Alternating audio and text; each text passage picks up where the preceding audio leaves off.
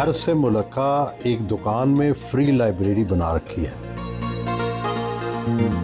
पहले मैंने सोचा था कि इसे लाइब्रेरी बनाया जाए, लिहाजा मैंने वो सारा अरेंज किया, लाइब्रेरी बनाई, लेकिन इत्तेफाक से लोग नहीं आए लेने किताबें और वो बंद कर दी। उसके बाद अब फिर दोबारा मेरा इरादा है कि मैं इसे नानक बुल्ला के नाम से लाइब्रेरी को बनाऊं, और इत्तेफाक है कि आप आए हैं तो मैं बता दिए कि आपको मैं ये चाहता हूँ कि आइंदा यहाँ दुकान भी बन सकती है। हाँ, दुकान बन सकती है, मुझे पैसे भी आ सकते हैं, लेकिन मुझे उसकी कोई गर्ज नहीं। मेरा शुक्र रोटी चल रही, लेकिन मैं चाहता हूँ कि मेरे इलाके के लोग जो हैं वो कम से कम किताब पढ़ें। मकसद सिर्फ है कि पंजाबी पढ़ें या उर्दू पढ़ें, किताब पढ़ें। चिंगची रिक्शा पर बैठकर घर से रवाना हुए।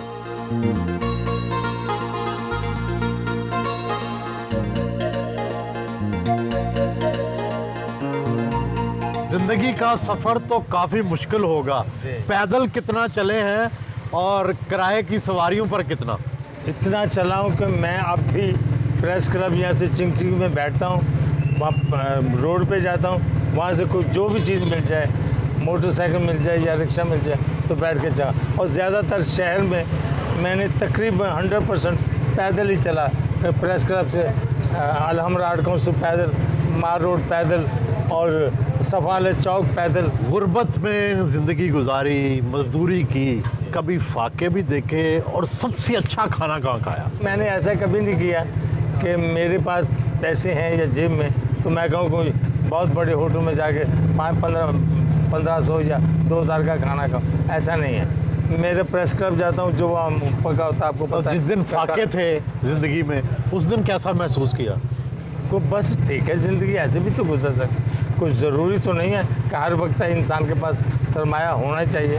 कभी ऐसे वक्त भी आता है कि इंसान के पास कुछ नहीं होता और वो बर्दाश्त करना पड़ता। हमारे तबके के लोग जितने भी गरीब लोग हैं, मजदूर हैं, वो अपने ज़िंदगी का गुजारने कर रहे हैं ना, गुजारा, तो बस शुक्र है, इसमें शिकवा नहीं है कोई, मेरे अंदर कोई शिकवा नहीं। सबसे अच्छा खाना या सबसे पसंदीदा खाना कौन सा है? जो मिल जाए। फ्रूट कौन सा? फ्रूट मैं ज़्यादातर आम पसंद करता हूँ। हाँ, आम, बल्कि यूँ कह लीजिएगा कि मैं कभी आम के बगैर खाना नहीं खा सकता। आम एक गर्मियों में? हाँ जी, गर्मियों में? जी हाँ, रख के तो साथ खाना खाता हूँ।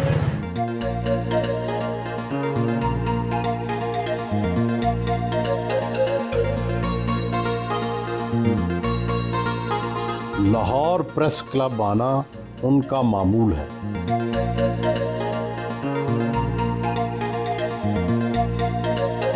सदर लाहौर प्रेस क्लब अरशद अंसारी और दूसरे सहाफ़ियों ने इस्तकबाल किया। लाहौर प्रेस क्लब आपके दूसरे घर की तरह है। आप तकरीबन रोज़ाना यहाँ आते हैं। यहाँ क्या सरगर्मियाँ होती हैं जिनमें आपकी दिलचस्पी होती है? एक्टिविटीज़ ये हैं, जो यहाँ की जो अदबी कमेटी है उसमें भी मेरा थोड़ा सा दखल है। तो यहाँ मैं सुबह आता हूँ, जब जितनी देर जी चाहता है बैठता हूँ, उसके बाद वापस शाम को घर, और अक्सर प्रोग्राम होते रहते हैं। आप लाहौर में जमे पले, फिर कराची में बहुत साल रहे। लाहौर और कराची में क्या फ़र्क है? वो शहर इल्मी शहर है, ये फिल्मी शहर, जैसे आपने वो जिक्र किया, ये वाकई ये वो शहर है कि वहाँ के लोग अदब के ज़्यादा खिदमत करते हैं, वो तरजीह दें। आपको एक मिसाल दे दूँ कि उमर शरीफ के मुकाबले में एक आदमी 20 मरतबा जीत गया और उमर शरीफ हार गया। ये है इल्मी और अदबी, यहाँ नहीं है वो। मैंने मशवरा दिया था इससे अपना आर्ट काउंसिल वालों को कि किबला जिस तरह कराची में लोग मेंबर हैं ना, इसी तरह आप भी इसे मेंबर बनाएं लोगों को। ये आवाम की बजाय कि गवर्नमेंट की तहवील में हो, इससे बेहतर है कि इसे आवाम के लिए खोल दिया जाए, आवाम इसके मेंबर हों और आप मेंबर शादी करें। जो सहाफ़ी और शायर और अदीब जो हैं मिल के इन्होंने जो तहरीकें चलाई कराची से, आप भी उनका हिस्सा थे? उस ज़माने निसार साहब भी जाते वहाँ, निसार उस्मानी साहब, हाँ, मिनहाज बरना साहब वहाँ होते थे, फिर ज़्यादा हिना साहब यहाँ आती थी, मुजाहिद बरेल भी वहाँ होते थे। सभी मतलब कि शाम को एक जमघट होता था, लोग बैठते थे, गुफ्तगू करते थे। और एक आपको यहाँ बता कि एक दफ़ा जब नवाज शरीफ साहब का दौर था और एक इन्होंने एक कानून साजी की थी, और वो कानून साजी ये थी कि जो शनाख्ती कार्ड है ना उसमें मजहबी खाना बनाया जाए, जिसके खिलाफ एहतजाज हुआ कराची में, और कराची में एक्शन कमेटी बनी, और उस कमेटी के तहत एक बहुत बड़ा प्रोग्राम हुआ। उस प्रोग्राम में ज़ायदा इना, मिनहाज बन्ना साहब, अब्दुल मीर छापरा, बिशप हैदराबाद और सियासी लोग भी वहाँ आए। तो वहाँ प्रोग्राम हुआ रात को, शाम को। तो जब मैं, तो ज़ाहिर है कि मैं पढ़ के जब घर गया, घर जाने के बाद, पुराने ज़माने की बात है, घर गया तो मैं सुबह उठ के काम पे गया। तो मैं जब गाड़ियाँ एक देख रहा था, काम कर रहा था, तो एक पुलिस वाली गाड़ी आके मेरे पास रुकी। तो उन्होंने मुझे बुलाया, कौन हो तुम? मैं कहा मेरा नाम बाबा नजमी है। नहीं होते कौन हो? मैं कहा मुसलमान। वो समझते कि शायद ये ईसाई, क्योंकि वहाँ दाद बड़ी मिली थी उस प्रोग्राम। उन्होंने जरा मुझे गाड़ी में बिठाया और साथ ले गए, और मुझे 7 घंटे मारा। इतना मारा, 6 घंटे तक मुझे मारा, मेरे पाँव में बैत मारे, पकड़ के बकायदा, एक टांग पकड़ के और दूसरे हाथ में निचपा, और 4 बैत मेरे इन हाथों में मारे, और 6 घंटे मुसलसल। और कुछ नहीं बताया कि क्यों मार रहे हैं। उसकी वजह ये थी कि वहाँ जो उस प्रोग्राम में दाद मिली थी, इस अकलीतों के हक़ में मैंने एक नज़म पढ़ी थी। पता नहीं उन्हें कैसे पता चल गया कि बाबा नजमी ये क्या कर रहे हैं। 8 दिन फिर मैं काम पे नहीं जा सका, मेरे हाथ पांव सूज गए, और मैं घर पर, और बता इसलिए नहीं सका कि कोई ज़रिया नहीं था दोस्तों को बताने का कि मैं किस तरह बताता कि क्या हुआ मेरे साथ।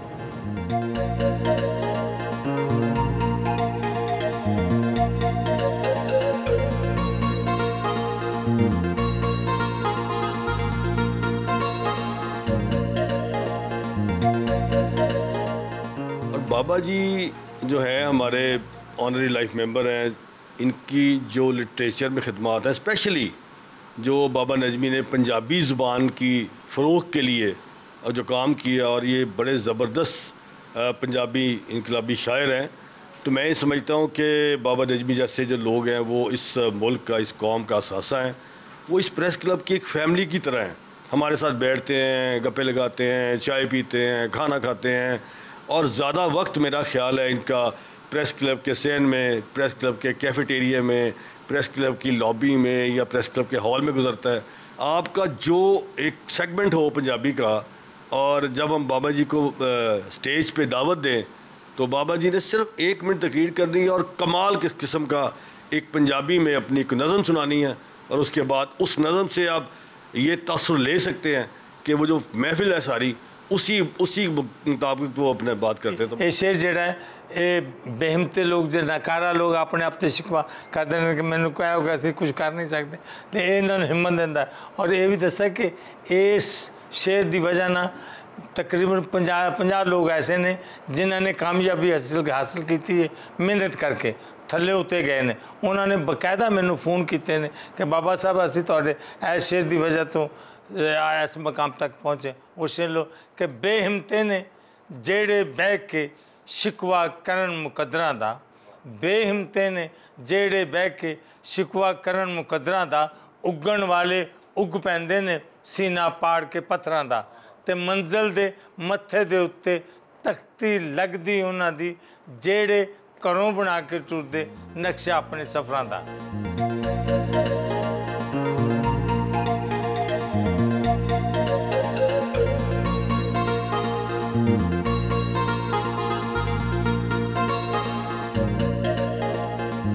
पिलाक यानी Punjab institute of language art and culture पहुंचे। डीजी पिलाक बीनश फातिमा साही और उनके अमले ने बाहर आकर खसूसी तौर पर इस्तकबाल किया।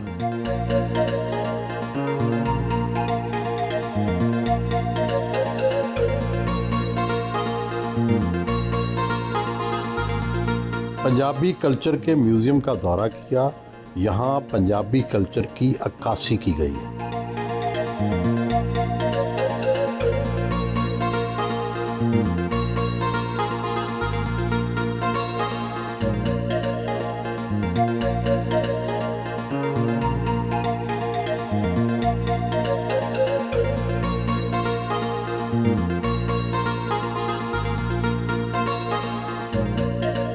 पंजाबी बैठक में बैठकर रवायती हुक्का के कश लगाए।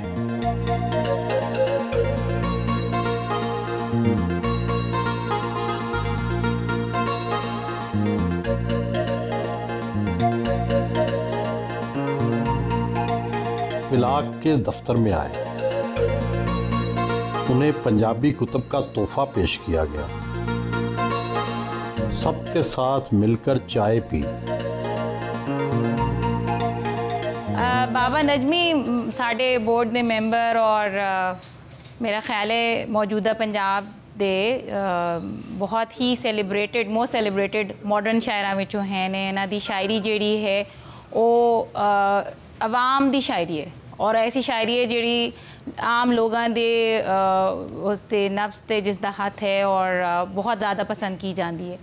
और इन्हां दी इन्नी जिहड़ी एक पंजाबी दे वास्ते जिहड़ी खिदमत है और जितनी कंट्रीब्यूशन इन्हां दी है, मेरे ख्याल है उसकी एक उसनू एप्रीशिएट करते हुए इन्हों साढ़े बोर्ड का एक मैंबर जोड़ा है वो भी बनाया गया। और इन्हों की हमेशा बहुत ही वैल्यूएबल इनपुट होंदी है। ईवन वैन जदों असी पंजाबी दे वधा वास्ते एडमिनिस्ट्रेटिव लैवल के उत्ते भी जो कोई फैसला करना होंदा या काम करना होंदा है तो बाबा जी की बहुत सपोर्ट है और बहुत ही वैल्यूएबल इनपुट है जिहड़ी है।